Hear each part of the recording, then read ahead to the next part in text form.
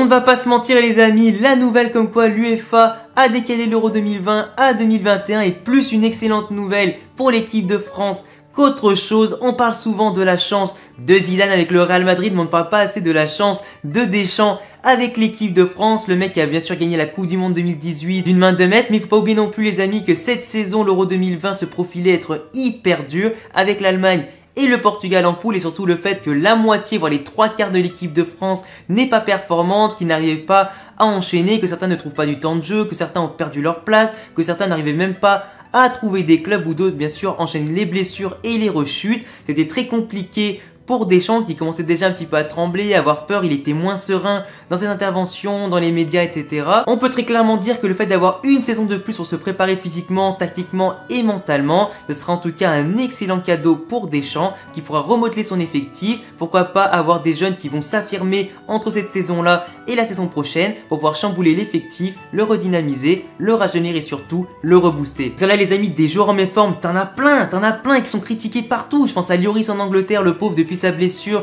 qui a beaucoup d'appréhension, qui manque ses sorties, ses prises de balles, qui a fait beaucoup de boulettes et du coup beaucoup de mal au Tottenham de José Mourinho. Benjamin Mendy que Guardiola ne veut plus voir dans son équipe et qui à mon avis va être jeté dès cet été ou remplacé par un autre arrière gauche de qualité. Varane qui par contre est le patron au Real Madrid et qui fait moins de boulettes qu'avant, qui retrouve un petit peu son niveau d'avant. Umtiti l'anglais qui au Barça enchaîne les catastrophes tous les deux, les blessures et les rechutes. Ils font beaucoup d'erreurs cette saison. À droite par contre c'est vrai que t'as toujours pas d'arrière droit indiscutable, toujours pas d'arrière droit vraiment de haut niveau, même si Pavard entre le Bayern et l'équipe de France joue à très haut niveau, mais en tout cas est très peu régulier, ou du moins n'est pas un arrière droit de haut level comme un Kimmich, un Carvajal, Alexander Arnold, etc. Il est encore très loin de ce niveau-là et c'est un problème pour la France. Les milieux de terrain, pareil, qui est pourtant l'un des gros blocs de la France, et surtout un des gros viviers de talent du côté français, qui manque de régularité à cause des blessures, etc., des rechutes comme Pogba, comme Kanté qui malheureusement manque de rythme, Matuidi pareil qui enchaîne beaucoup trop les matchs titulaires et surtout sur le banc à cause de Rabiot et de la concurrence qu'a la Juventus. On va dire que Sarri ne fait pas forcément confiance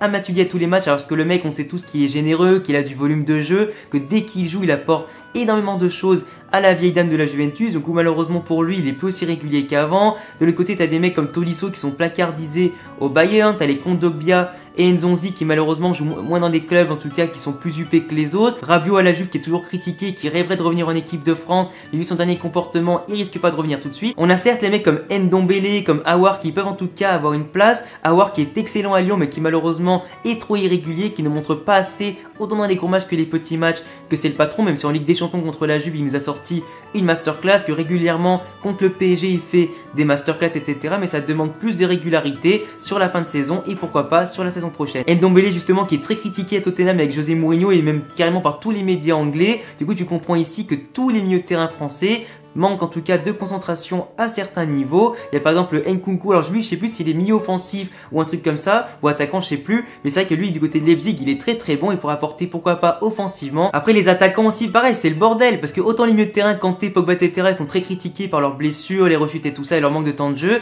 Devant c'est un petit peu différent. Alors certes Ousmane Dembélé par exemple est toujours blessé, là il peut enchaîner 2 matchs et ne fera plus partie de l'équipe de France avant un moment. Lacazette qui est toujours entre guillemets comment on appelle ça, blacklisté par Deschamps, et malheureusement le pauvre, même s'il retrouve enfin son véritable niveau à Arsenal ces derniers temps, et ben il y a eu le coronavirus qui a bloqué les championnats, il va du coup devoir stopper un peu sa série, c'est quand même dommage pour lui qui revenait bien. On a Giroud qui comme vous le savez n'a mis que 2 buts cette saison, qui était placardisé par Lampard justement à cause de Abraham et Batshuayi qui enchaînaient les bonnes perfs et les buts. On a surtout Mbappé, Ben Yedder et Martial qui portent leur équipe, donc Manchester, Paris et Monaco. On voit quand même que ces 3 là sont en forme, qui peuvent apporter autant sur les côtés qu'en pointe. Du coup on peut dire que à ce niveau là Deschamps est tranquille, il est au calme pour préparer son attaque pour la saison prochaine et bien sûr l'Euro 2021. C'est une très bonne nouvelle à ce niveau-là, mais par contre on voit que la stabilité défensive et au milieu de terrain dans la possession et tout ça, ça va être très compliqué pour la France de garder un bloc compact ou de jouer n'importe quel jeu, parce que les joueurs manquent de temps, manquent de rythme, manquent de régularité, et du coup ça va être très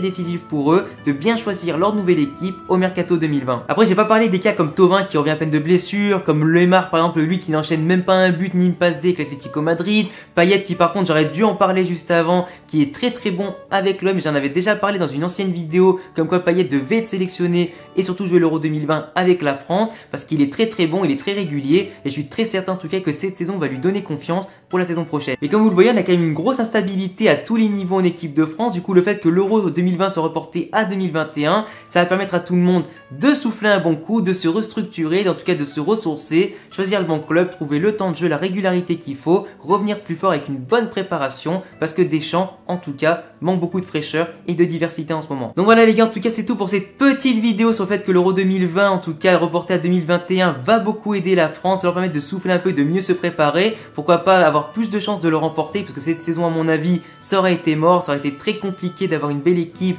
comme en 2018, à voir bien sûr ce que ça donnera. Est-ce que Deschamps est content? Est-ce qu'il ne l'est pas? Est-ce que la France aurait pu gagner cette saison ou pas? Ça, on ne le saura jamais. En attendant, je vous laisserai me donner tous vos avis en commentaire, me laisser un gros pouce bleu, vous abonner et cocher la cloche parce qu'on est bientôt 3000 les amis sur la chaîne foot et ça me fait extrêmement plaisir en si peu de temps. Je vous laisse aussi, bien évidemment, me suivre sur Insta et Twitter, à tous les liens en description. À bientôt les gars pour prochaine vidéo. Ciao!